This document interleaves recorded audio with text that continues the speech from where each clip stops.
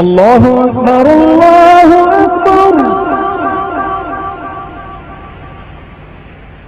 اللہ. اچھا سر، وہ آج کل ملحدین جو ہے یہ سوال کر رہے ہیں کہ خدا کو کس نے بنایا، تو آپ اس کے بارے میں کیا رائے دیں گے، کیا خیالات ہیں؟ بسم اللہ الرحمن الرحیم. یہ سوال جو ہے یہ میں نے ایک دفعہ پہلے بھی ایک لیکچر دیا تھا، اس میں اس کو ڈیل کیا تھا، لیکن آج اسپیسیفکلی اور ایکسپلیسٹلی میں اس کو ڈیل کرنا چاہوں گا.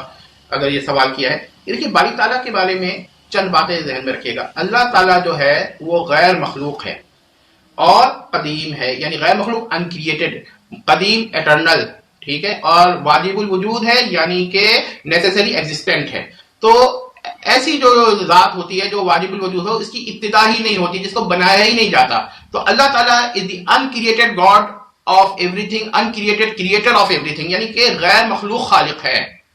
تو یہاں پر ایک بات اور بھی میں بیان کر دوں کہ اگر آپ کے خدا کا کوئی خالق ہوگا جس میں خدا حادث ہو گیا، مخلوق ہو گیا، تو یہ تو قائد نہیں ہے ہمارے. تو ہم کسی مخلوق کو تو خدا نہیں کہتے بلکہ غیر مخلوق کو کہتے ہیں. اب اس پر جو دہریہ حضرات ہیں وہ آبجیکشن پیش کرتے رہتے ہیں کہ بھائی اچھا اگر آپ نے عالم کو واجب الوجود مان لیا تو پھر باری تعالیٰ کو واجب الوجود مان لیا تو عالم کو بھی واجب الوجود مان لیجیے.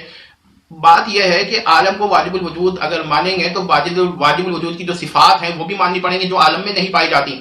لہذا یہ ایک میں نے لیکچر اس پر اور بھی دیا تھا، ایک فورم پہ دیا تھا، تو اس پہ یہی میں نے کہا تھا کہ یہ غلطیاں ہیں لوگوں کی کہ وہ پیش کرتے ہیں کہ یا تو خدا کو مانیں یا خدا کو نہیں مانیں. لیکن اگر اللہ کو مانیں گے، خدا کو مانیں گے، گاڈ کو مانیں گے، الوہیم کو مانیں گے، تھیوس کو مانیں گے، تو یاد رکھیے ڈیوس کو مانیں گے، ڈیٹی کو مانیں گے تو اس کو غیر مخلوق ماننا پڑے گا. اچھا یہاں پر میں کچھ لوگوں کو بتا دوں کہ وہ خدا کو کہتے ہیں God is the uncreated God اور creator of the created gods. یہ غلط ہے. یعنی اللہ تعالیٰ جو ہے وہ غیر مخلوق ہوگا. کریٹڈ گاڈس کا ہمارے وہاں کوئی تصور نہیں ہے، نہ کریٹڈ گاڈس کا نہ منی گاڈس کا. تو یہ بس آپ ذہن میں رکھیے کہ اللہ تعالیٰ کو کسی نے نہیں بنایا. اگر کوئی بنانے والے کا امکان بھی مان لے تو اللہ تعالیٰ کی الوہیت کا انکار ہو جاتا ہے، پھر خدا مخلوق ہو جائے گا نعوذ باللہ، اور خالق نہیں رہے گا اور غیر مخلوق نہیں رہے گا. تو یہ ایک بات ہے. تو منکرین جو دہریاں ہیں وہ اس پر تو کلام کر سکتے ہیں کہ ہم ایسی ذات کو مانتے ہی نہیں جو انکریٹڈ اور ایٹرنل اور نیسیسری ایگزسٹنٹ ہو. وہ ایک الگ بحث ہے، وہ یہ کہہ سکتے ہیں. مگر وہ الٹے سوال کرتے ہیں بھائی جو آدمی باری تعالیٰ کو انکریٹڈ مانگ رہا ہے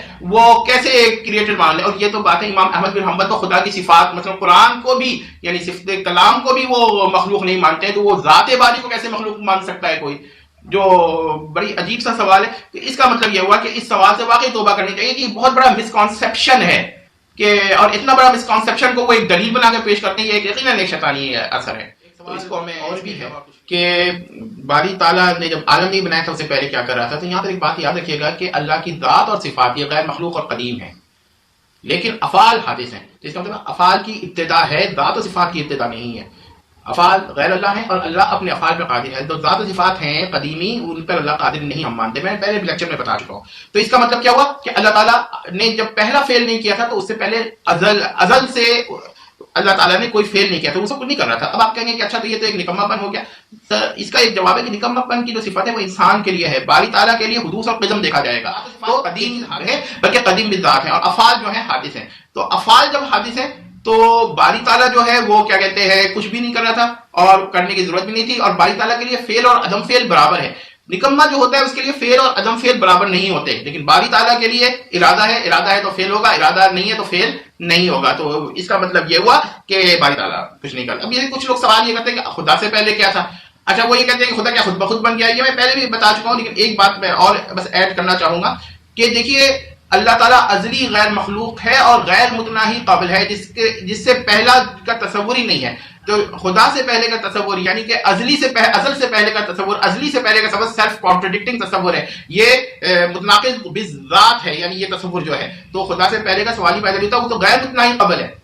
اگر وہ متناہی قبل ہوتا، اس کی ابتدا ہوتی، پھر آپ کہتے ہیں کہ اس کے پہلے کیا ہے. اسٹیفن ہاکنگ تو کہتا ہے کہ حادث بھی ایسا ہوتا ہے جس کے قبل نہ ہو. تو وہ تو خیر خدا کا انکار پہ اس طرف جاتا ہے. میں اس پہ کبھی ڈسکشن کروں گا، اور کبھی موقع ملا ایک جگہ میں نے لیکچر دیا تھا، شاید آپ لوگوں کو میں سے کوئی موجود ہو تو اس کو یاد بھی ہو، لیکن اس وقت میرے ذہن میں نہیں ہے، لمبا لیکچر تھا. تو بہرحال یہ نوٹ کر لیں کہ خدا سے پہلے کا تصور سیلف کانٹرڈکٹنگ ہے کیونکہ وہ ازلی اور قدیم ہے اور غیر مخلوق ہے. اور عالم بنانے سے پہلے خدا نے کوئی فعل نہیں کیا تھا. ہاں صفات تھیں، تو صفات اور فعل کا فرق کریں. ذات قدیم ہے، صفات قدیم ہے، اور افعال حادث ہیں، تو کوئی فعل نہیں کہا.